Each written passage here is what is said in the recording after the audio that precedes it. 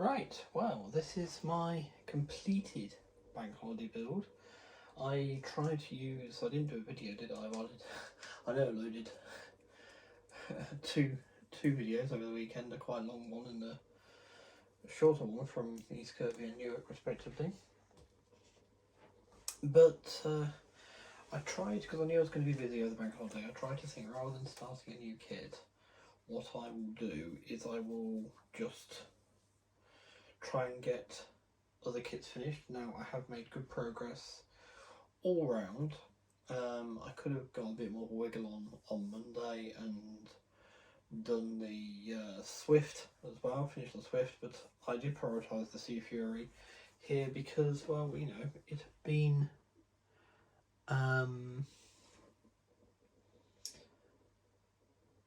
the previous bank holiday weekend, or the coronation weekend's build, and basically I thought, well, first off it needs to be done. So this is the PM model Sea Fury, as per the video title. Finishes WG655, which is was the Royal Naval Historic Flights Sea Fury. I believe it went on to Duxford, and I think unfortunately it crashed.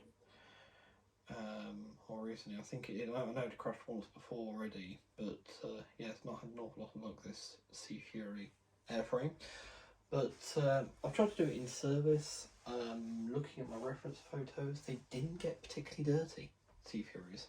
Even the ones in Korea during the Korean War, they didn't seem to get particularly dirty. There's some with a slightly heavy exhaust streaking and things, but yeah, so I did actually just try and weather the panel, one panel that was. It was usually just a bit darker. I tried to add some discoloration to the exhaust panel there. The other side's basically a facsimile copy of this, so there's no real reason to turn the aircraft around. But I did try and add this little faint. I saw some of them had this faint streak here, so I did try and add that, just to try and give the model a little bit more of a lift, as it were. That's all been done with Citadel washes.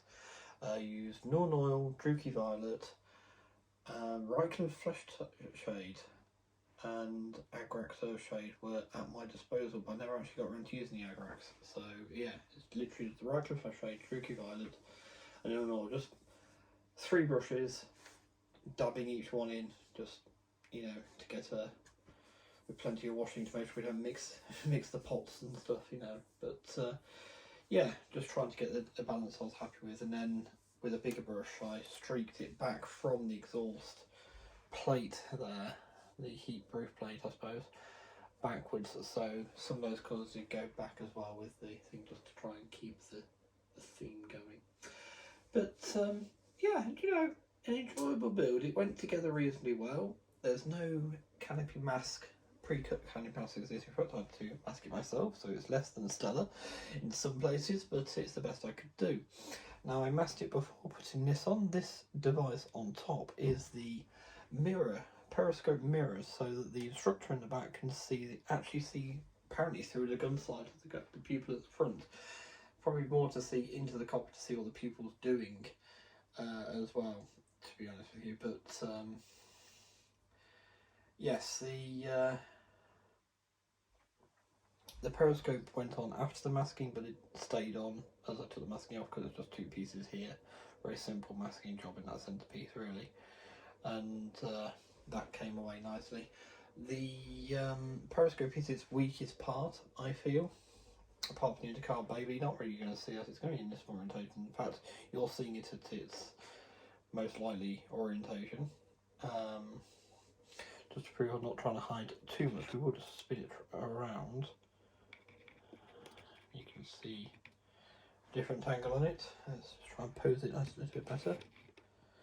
Yes, the undercar bay, say, is the weakest part of the whole kit. Unfortunately, these walkways are hand painted, because they don't give you a transfer or a deck, or whatever you want to say transfers. Mostly I'm just going to keep saying transfers now.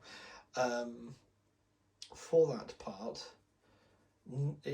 I found it next to impossible to try and mask it off, so freehand was my best try, but I'm reasonably confident in my tries. Obviously I've masked off the yellow here, that's Avalanche Sunset, 2 coats, went down perfect. I'm actually doing that on another aircraft at the minute. The Sky Reader I was building is becoming a what if Royal Navy one,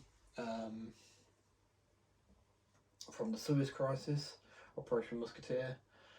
But it's not the version we did fly Sky Raiders during that conflict, but not this version of the Sky Raiders. So yeah, this is a bit of a real what if thing, but I'm quite into it. But so the other one, that was taking 3 coats for a nice consistent finish, but it's a bigger area, whereas this one's small. So I can recommend straight down there.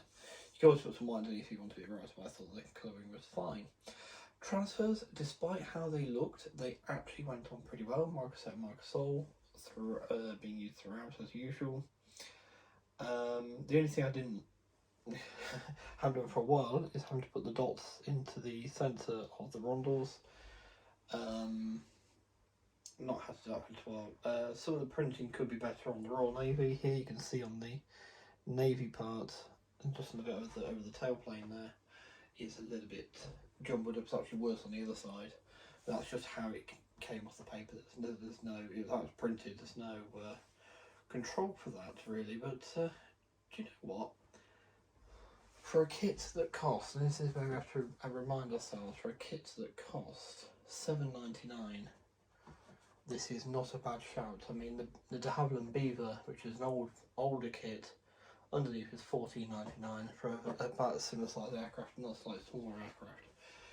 In overall size, the Sea Fury is a huge aeroplane. Something it's easy to forget. You know, so I think it's well worth a look, particularly for the younger modeler. If you build the German option, which is all over red, a really simple paint scheme, you don't have to put this on. And in fact, I believe if you wanted to do this one, you didn't want the periscope on it.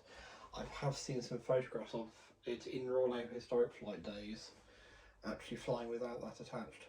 So, you know, there are options for you, but do your research. Do look on the internet. Just search up the serial number of the aircraft, because this one did survive. So, well, I don't know what's happening with it now. I didn't look up. I don't like to dwell on aircraft crashing, because obviously sometimes, I can't remember this one, whether the aircrew arrived. I think there were 2 people in it. I can't remember if one died or not, but yeah. So I don't want to try and dwell too much on it. Yes, you can find plenty of reference pictures of the aircraft you fly. There's also a really good book, Modeller's Data Files, Scale Down 4, and that's the Hawker Sea Fury, and actually picture photographs of this one in flight again, and that's where I found the ones of it without the periscope. There is also the spinner here. You can sometimes just do that silver, some are just in silver. It was just done in silver. Again, there's photographs of this aeroplane like that. But yeah, so there we are. Anyway, let's have it at that angle so we can finish this a little bit different how we started. A bit of shadow there, you see the exhaust streak a bit better almost. But yes, so there is my Hawker Sea Fury from T20 from PM Models. Currently, as far as I'm aware, no one else makes the Sea Fury T20. There was a special hobby kit, I believe, around. Whether that's still available, I don't know. Special hobby, I know, tends to be quite short run. So yeah, if you want to do a T20, this is your lot. But yeah, okay, right. Well, I look forward to hopefully seeing you soon with completed kit bit videos for the Swift and for the Sky Raider.